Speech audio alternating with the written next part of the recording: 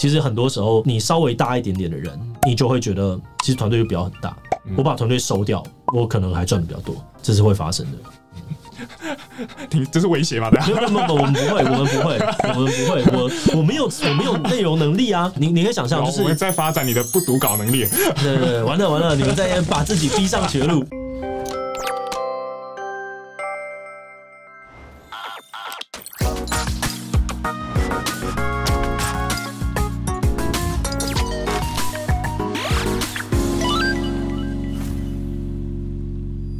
Hello， 大家好，我是志祺，今天又回到我们的新系列哦，各位观众，我们费时了1个多月，终于把名字想好了，那就叫做志祺今天不读稿。我跟我费想1个月才想到。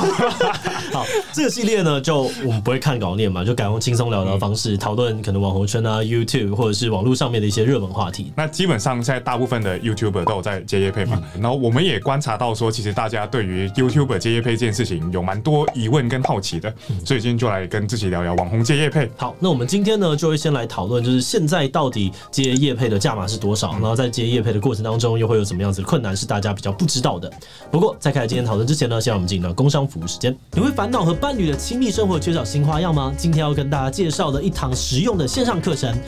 我怕念名字会被黄标，大家请看图。有讲师义无梗塞带你解锁坏的新玩法。课程有3个独立的单元：捆绑、身份扮演，还有拍打，让你体验格雷50道阴影里面的快乐互动，但也不必担心口味太重，因为这堂课是入门的入门。重点呢是让本来的亲密生活多增加一些特殊的互动，并确保安全不受伤，让双方都舒适享受。把握7月限时优惠，3个单元呢都有6-7折早鸟价，还加码买2送1大优惠。只要购买捆绑跟身份扮演课程，即可以免费换拍打课程哦，超划算！现在就点击资讯栏，掌握增进热情的新方法吧。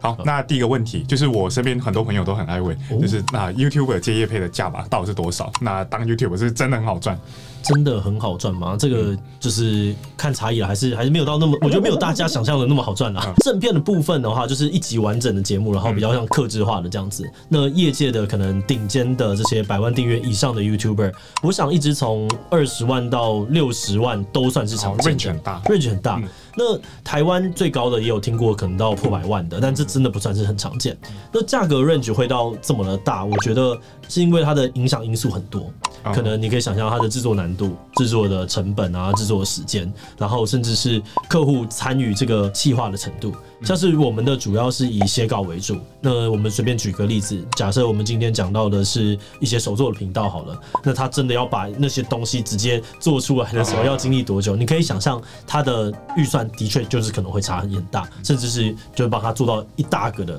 盖房子的计划，对，那就是会很大嘛。然后再来最后可能像是预期的影片流量，或者是品牌的知名度等等的，我觉得都会影响很大，所以才会刚刚讲到的 range 会到这么宽。但刚刚讲的，你讲的都是那些超级大型的嘛，就是基本上就是可能1%之类的，就是100万以上的。那比较小的呢，可能几十万、10几万，那就是相对的往下。你就想象说，最高的人已经只开到这样子了，那在下面一点点，如果你的观看次数是跟他们是一样等比往下的话，那你当然会有一个基础值的成本啦，但是再往上加一些这样子。它那个是会翻很多嘛？就是它的那个概念是不是一个集聚的概念？就是你超过几十万就翻？我觉得是会有翻的，就是因为你的知名度差很大。例如说阿滴，他的影响力就是够大，他就是大家都认识他，所以今天 Uber Eats 要找的时候，他会去找。我说那我要阿滴，我觉得这个有差的。所以小的话还是要看个人的议价能力。那另外我觉得可以特别提的是，插入式的广告，它会相对的便宜蛮多的，大概可能是我们正片的1半或者是更低。插入式广告是什么意思？就是我们常常进，然后我们接下来进一个工商服务时间。只是前面看那个。对，因为你可以想象它的流程比较单纯一些，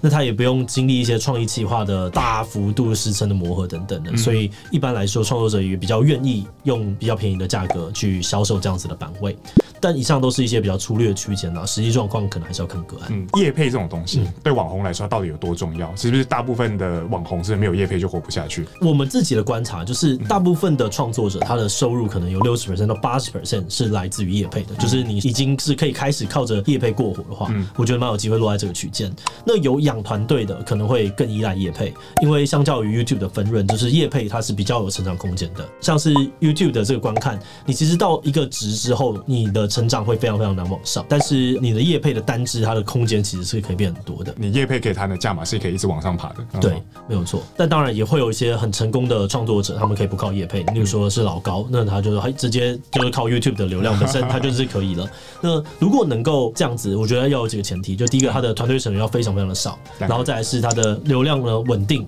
然后可以专心去做好他自己的节目，那他可能就靠这个流量的收益，或者是他的会员订阅收益就好。其实很多时候，你稍微大一点点的人，你就会觉得其实团队就不要很大，我把团队收掉，我可能还赚的比较多，这是会发生的。这是威胁吗？对，我们不会，我没有内容能力啊！你可以想象，就是我们在发展你的不读稿能力。对，完了，你们在把自己逼上绝路。你就想象今天我的内容真的是要靠大家嘛，然后还有主编，还有剪辑、这些东西，我真的是一个都没有。可是有些创作者，他们是那种一开始他就自己全部都会的单干王。对，单干王。那他这时候他需要做那么多的团队嘛？他其实可能不需要。他做一做就觉得管理真的好麻烦，好辛苦。他要去跟别人讨论很多的计划来回，如果那个流程没有很顺的话，其实最后他就会发现，我就都不要这些人，我就自己好好做，然后找一个经纪公司，这样其实可能是最赚的。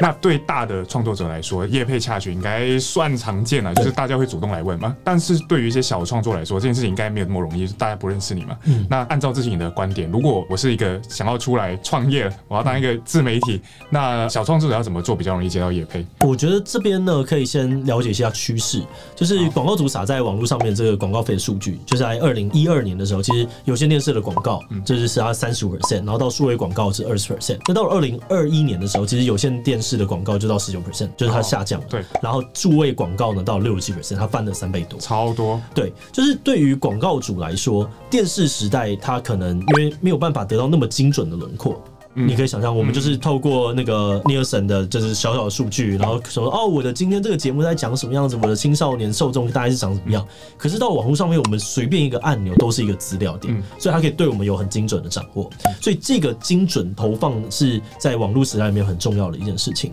所以我觉得，如果你今天你是小的创作者，那你就要特别去在意你自己的分众能力有多好。我们常常会跟大家讲说，你现在你要达到100万订阅真的很难。可是如果你今天是一个特定的领域，你把它做得很好，其实你可能反而更容易达到财务上面的一些成功。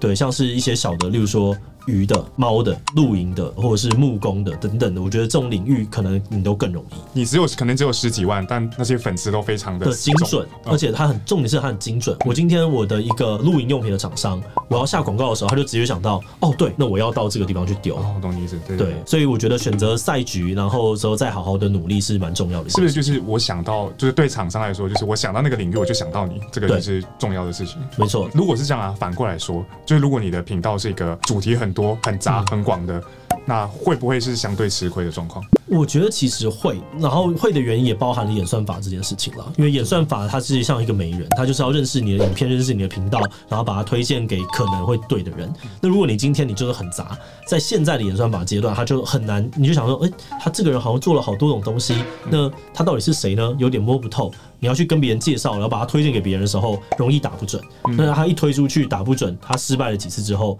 他可能就会觉得，那你这个东西就不受这些人欢迎。那我就再讲。所以有点像是这样子的状态了。所以我自己觉得这是比较辛苦的。那当然不能做吗？也没有到不能做，但是你就要知道这件事情比较辛苦，所以你可能就要靠其他的，例如说个人特色啊，或者是频道的调性来突围。我们会说主题、角色跟形式，你要么你的形式就会是超级特别，例如说街访是不是主题很多种，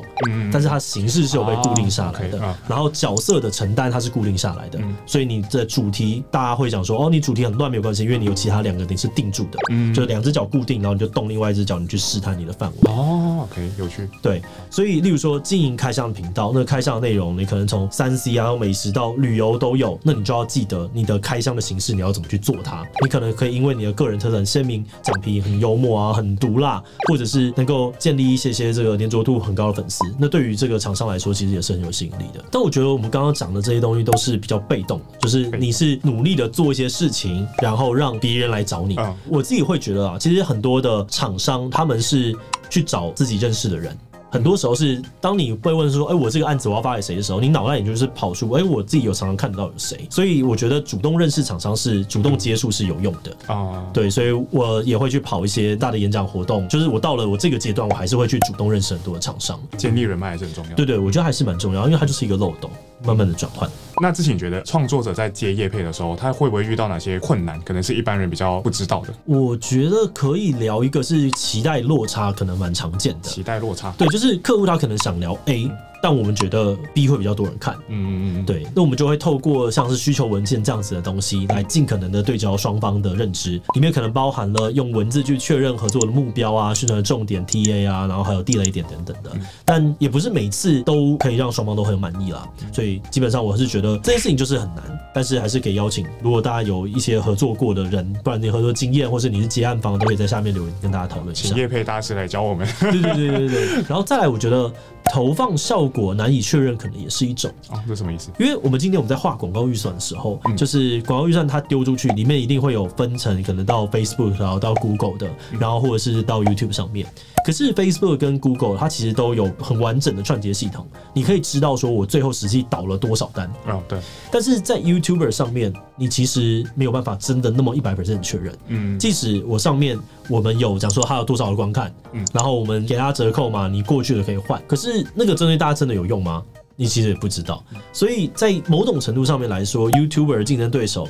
很多是脸书的广告系统，因为相较于下脸书广告，可以针对很精准的受众达成一定的观看数。那 YouTuber 它的成效是相对难保证的。举例来说，我就有一些朋友他们会被问说，有保证呢一定可以有多少观看吗？那这件事情其实你在发片之前，你大概都只能给一个大概，我也不知道。对，所以这个就是比较难的地方了。那刚刚讲比较多其实是厂商的面向，我自己也有观察到，就是有些观众他不是很喜欢创作者去接业配，会觉得接了业配内容就会变质，或是你做这个内容是不是都在帮厂商讲话等等的。那就你的观察，你会觉得创作者接了业配就会让影片变难看吗？我自己不会这样子觉得，因为真的就是不一定，就业配做得好反而是加分嘛。我们有很多就是很会接业配的朋友，对。但这当然是不可避免的，因为有的时候厂商他的干预程度就是会比较大，那他就会让你创作的空间变得比较小。那这个时候的确会导致影片的呈现跟以往的可能有一些落差，对，长得不太一样。我觉得其中有一块很多人会觉得不行的点，就是因为毕竟你拿人手短嘛，所以呢，你就会帮这个厂商说话，然后呢，很常就会让一些创作者看起来讲了违心之论。那我就觉得这件事情其实很不好，因为长期以来就是粉丝会渐渐的不相信他说的话，而且在消耗自己的得值。就是你之所以有这个变现能力，就是因为观众很信任你。可是如果你今天你就是一直为了拿这个短期的利益，然后你不断的让粉丝踩好几次的雷，最后我相信你的业配的价码一定会下降，因为你就没有导购能力了。所以我觉得这点也是创作者特别要注意的啦。而我觉得其实也有蛮多的 YouTuber 是很知道这一点的，至少我身边蛮多的大家他们在讨论这些事情的时候，他们都会有自己相对的坚持啦。因为大家都知道，就是粉丝是最关键的，所以他们对这块也很小心，他们都很怕掉粉嘛，所以他们也不太会随便的去帮产品或是功能背书。那因为我这样听起来，它其实就是一个拉锯嘛，就是不同立场的人的拉锯。那如果我假设一个情境，就是厂商真的超级硬，就是比如随便讲，他很在意他的产品的外观，但是他明明长得很丑，但是他一定要你称赞他很好看。那你内心不是这样觉得啊？那这种状况你要怎么办？如果你要接，你就是没有选择权啊，这就是你选择权不够。当你成为了比较大的创作者，或者是你比较有其他的事业的版图的时候，你就可以说这个那我真的不要接。我觉得这样子是最好的选择。但我相信有些人没有办法做到这样子，对，他前面可能还有一段路要走，这的确是很多创作者为难的地方。那大家可能折中的做法，他们就会变成是，如果没有真心觉得非常丑，他们就会适度的去避开这部分，因为美丑其实是一个主观的东西，就是所以你可以去避开，那他们就可能就会用更多的篇幅去强调这个产品的其他的优点，然后想办法说服客户这样子。我觉得创作者还是可以当做客户的一个市场上面的一个调查，第一线的调查，就是我真的觉得这件事情讲下去会有大问题，所以我不能讲，因为我知道我的这些观众他可能会不买单这个说法，对，所以我们没有办法讲这件事情，因为讲了只会让你的品牌得到更不好的负面声量。那我们不要讲。我觉得其实大部分的客户是会听的啦。对，因为毕竟创作者是最了解他自己这群 TA 的人。对，我觉得一个好的合作就是双方都一定要有一点点话语权，任何一边失衡都不太好。那最后自己你觉得啊，就是要怎样业配才会让大家不那么反弹，然后观众开心，厂商开心，然后你自己也开心？哦，这个很难，三方都要开心吗？对，我觉得首先我是打预防针，因为我们不算是一个业配很强的频道。确实，对对对，到现在5年了，我们到现在都还在学习的状态。但我觉得有几个日常生活当中看到的，第一个我觉得是降低突兀感。就这件事情的出现，它是很自然的，用可能观众感兴趣的内容啊，或是感兴趣的方式自然的带到。那我这边就想到阿滴之前他有一个业配他的厨余机的事情，就是因为他那个时候阿滴他刚搬家，然后他就发了一篇文去讲说，他有很多的3C 啊，或者是一些生活上面的用品、电器都还没找到。那如果有厂商喜欢的话，可以跟他联络。有印象，对，那就他们很多人就寄信了，然后他就在里面看一看，然后找到他真的觉得不错的品牌，然后跟他们合作。然后效果其实超好，因为他所有的观众都知道他真的有这个需求，然后阿滴他今天使用的时候，他有满满的心得可以去跟大家分享，所以他的导播力就变得很强。所以我觉得这就是一个很好的一个形式。那其他我觉得有人说演讲就是有效就是好，我觉得跟业配一样，就是有效、有幽默、有趣味程度就是好，所以他们就可以创造出不输一般正片的内容。因为大家来看影片都是想要得到某种程度的休闲跟放松，那他们在看这个业配的同时，他们又看到了一个好笑的东西，他们原本就有满足了，然后就看一看，然后就觉得这个人能够持续的创作更多好笑的内容，这个业配可能爸爸也帮了他一把，所以为他开心。那像是好味小姐、老伯若啊、Hook 啊、阿汉啊、浩浩或者是 D-Card 等等，我觉得他们都蛮厉害的。即便很突兀，但他还是很好笑。对对对对对，我觉得在尤其像 IG 上面的，大家的文章真的写的超强。我们最近还比较认真要做 IG 嘛，然后我们就在那边研究，然后就觉得重点好像真的要好笑。就是要找到一个笑点，所以我现在在做这些图文的时候，我都会一直想说，怎么样这个东西才会好笑？那个瞬间到底我们在拍那些业配照片的时候，有没有一些好笑的 moment？例如说就是糊掉的，或者是翻车了什么东西，然后我会想要把它放在图片的后面，至少让大家看完这些讯息，但你一定能够从里面得到什么东西，或者像马来貘的那个他每周的那个东西，我就觉得很好笑。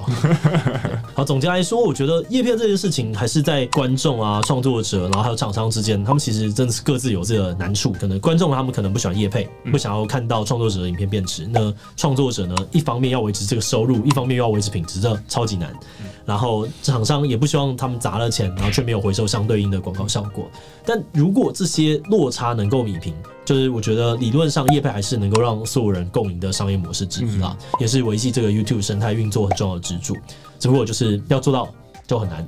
真的不容易。那道理我都懂。对对对，就还是持续的努力啦。好的，那今天呢就到这边，想问大家，你觉得哪个 YouTuber 业配能力最强，最容易让你心动呢？最后，如果你喜欢今天的影片呢，也会发现分享出去，让更多人一起来讨论网红接业配的现象。此外，也可以点击这个地方看看其他的相关影片。那么今天的这一期就到这边告一段落，我们就明晚再见喽，拜拜。